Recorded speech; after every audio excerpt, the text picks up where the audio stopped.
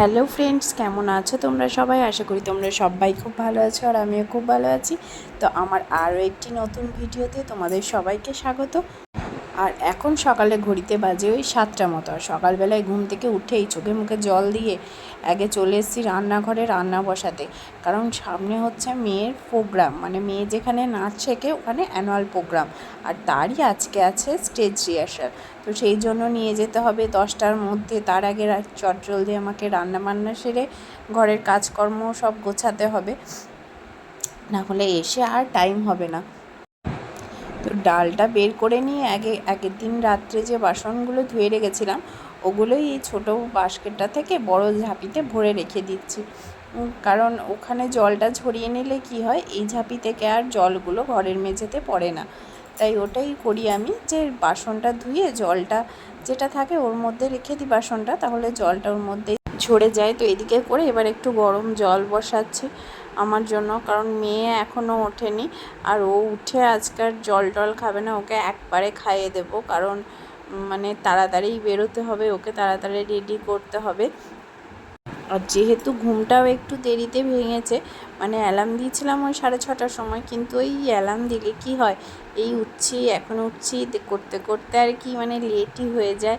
তো সেই জন্য লেট হয়ে গেছিলো, ওকে আর ওঠাচ্ছি না, ওঠালেই তো একটু বদমাইশি করবে, আমারও কাজে লেট হয়ে যাবে।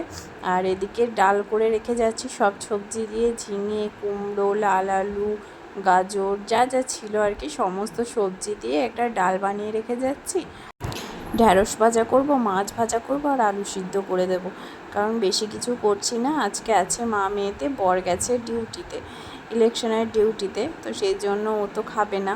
আর এদিকে মেয়ের জন্য সুজিটা বসিয়ে দিলাম, সুজিটা হয়ে একটু ঠান্ডা হয়ে যাক, তাহলে কি খাওয়াতে সুবিধা হবে।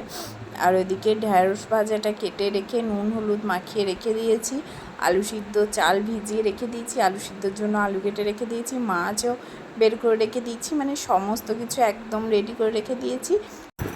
তো ওইদিকে সমস্ত কিছু রেডি করে রেখে এদিকে ঝাড় দিয়ে ঘর মুছে চান করে পুজো করা সব কিছু হয়ে গেছে। তো আমি মোটামুটি রেডি হয়ে গেছি, মেয়েকেও রেডি করে দিয়েছি। আর ওইদিকে রান্নাবান্না সব কমপ্লিট, তাড়াহুড়োর মধ্যে ছিলাম, ওই জন্য আর কিচ্ছু শেয়ার করতে পারিনি। তো মানে এদিকে টাইম হয়ে গেছে ট্রেনের আমার, কিন্তু মেয়ে খাচ্ছেই না, ওকে যত মানে তাড়াতাড়ি খেতে বলছি ও একদমই মানে মুখ চালাচ্ছে না সকালে। তো কোনো রকমে মা মেয়েতে বেরিয়ে তাড়াতাড়ি বেরিয়ে এসে ট্রেনে উঠলাম। ট্রেনে আর রিসরাতে হচ্ছে ওদের মানে যে স্টেজ রিহার্সালটা হবে ওখানে আর কি, রিসরাতেই প্রোগ্রামটা হবে। তো ওই জন্য আমার খুবই সুবিধা হয়েছে, কারণ পরের স্টপেজ ট্রেনে উঠবো আর নামবো। তো মোটামুটি সময়ের মধ্যেই পৌঁছে গেছিলাম। আর ক্যামেরা অন করা দেখলেই মুখের এত রকম ভাবভঙ্গি করতে হয় না এই মহিলাকে, মানে কি বলবো। তো তারপর এসে অনেকক্ষণ বসে থাকার পর ওদেরকে স্টেজে তুলেছে। তো আজকে তো মানে সব ঠিকঠাক করে ওদেরকে করছে, না হলে সবাই তো ছোট, সবাই না কিছু কিছু জন ছোট, তো তারা ঘাবড়ে যাবে। আর একবার স্টেজে রিহার্সাল হয়ে থাকলে ওদের কি ভালো হয়। তো সেই জন্য আজকে একটু ছবি টবি তোলা হলো, ম্যাম তুললেন। আর ওদের মানে যে গানগুলো ছিল তো ওদের গানের নাচ হলো, এসব হলো আর কি।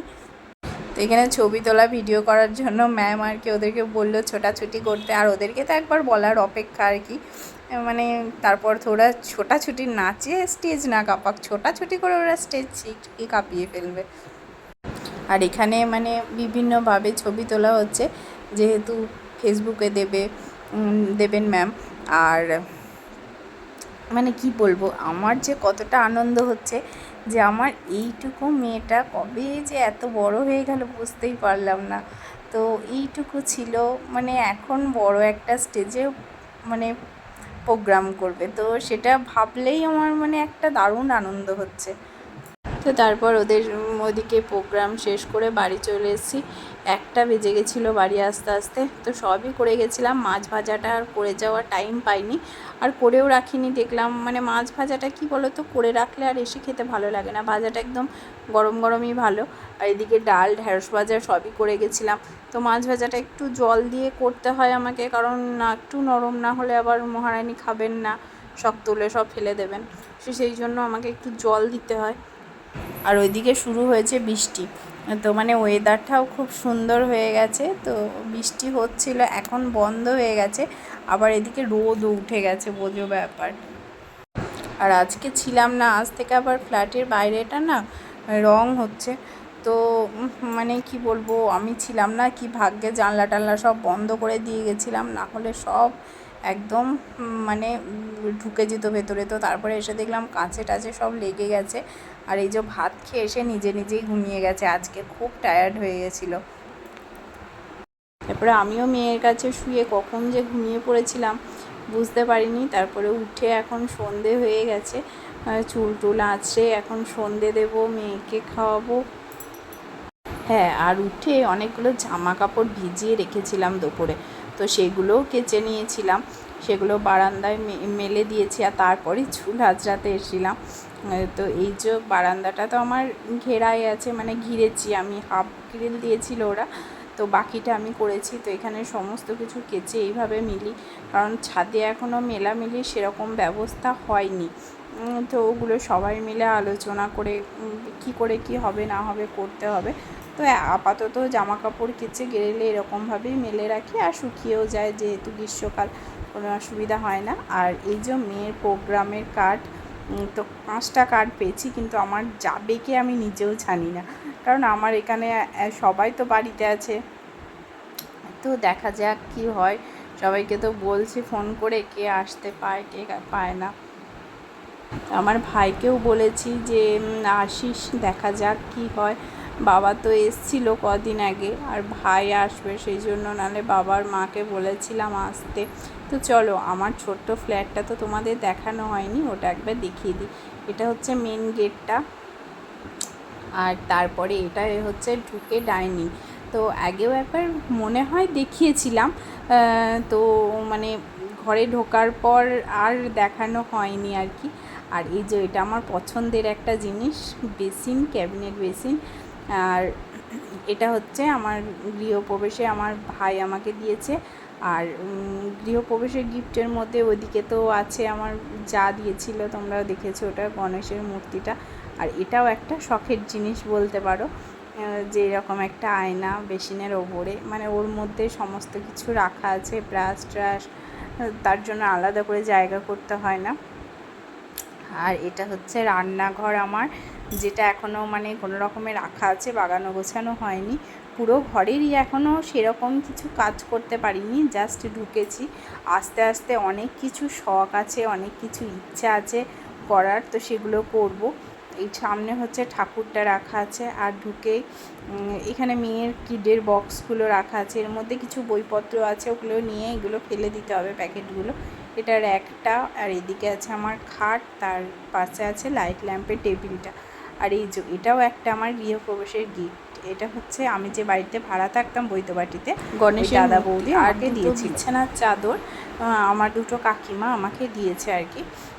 তো এটা হচ্ছে আমার বড় বেডরুমটা, এগুলো সবই আস্তে আস্তে মানে হবে, সেগুলোও তোমাদের সাথে পরে শেয়ার করব, মানে কাজ করার পর। আর সব থেকে আমার এই রান্নাঘরের এই ডিজাইনটা আমার দারুণ লাগে, মানে এত সুন্দর না এখানটা। তো মানে সত্যি ফ্ল্যাটটা, মানে অনেক ফ্ল্যাট দেখেছি, তো তার মধ্যে এটা আমার মানে আমার মনের মতনই পেয়েছি, যেটা আমি সত্যি কথা বলবো। তো সেই জন্য আরও নেওয়া। আর এটা হচ্ছে পিহুর ঘর, হয়তো পিহুর ঘরটা একটু ছোট্টর মধ্যে। আর এখানে যেহেতু এখন খাট আলমারিগুলো রেখেছি, তো মানে পেসটা অনেকটা কমে গেছে।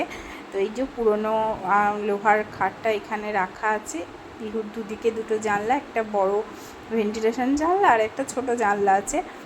আর এই যে বিছানার মধ্যে ওর সমস্ত নাচের জিনিসপত্র এখন সাজানো আছে, যেহেতু প্রোগ্রামের জন্য আমাকে গোছাতে হবে, প্রোগ্রামের এখনও ব্যাগ গোছানো হয়নি আমার, তো এই জন্য সব সামনে সামনে রাখা আছে, এরপর ব্যাগ গোছাবো। আর এই সামনে হচ্ছে আমার বারান্দা তো তোমাদের অনেকবার দেখিয়েছি, আগেও দেখিয়েছি। তো এটাই হচ্ছে আমার অনেক দিনের স্বপ্ন, শখ, মানে যা বলবো আর কি। তো সেটাই, মানে সব কিছু হয়েছে মনের মতো, এখনও অনেকটা সাজানো গোছানো বাকি, কারণ দেখতেই পাচ্ছ সব কিছু এখন যেরকমভাবে এনেছি সেরকম মানে মোটামুটি এখন রেখেছি, সব কিছু ঠিকঠাক গোছানো হয়নি। তো ঠিকঠাক গোছানো হয়নি, এখনও অনেক কিছু কাজ করার বাকি আছে, করব, একটু টাইম লাগবে। তো তারপরে সমস্ত কিছু হয়ে গেলে তখন তো আবার তোমাদের সাথে শেয়ার করব কেমন লাগছে কি না। চলো আজকের এই ভিডিওটা এখানেই শেষ করলাম, তোমাদের সাথে দেখা হচ্ছে পরের একটি ভিডিওতে। সবাই সুস্থ থেকো, ভালো থেকো। অবশ্যই ভিডিওটাতে একটা লাইক করে চ্যানেলটা সাবস্ক্রাইব করে আমার পাশে থেকো। টাটা।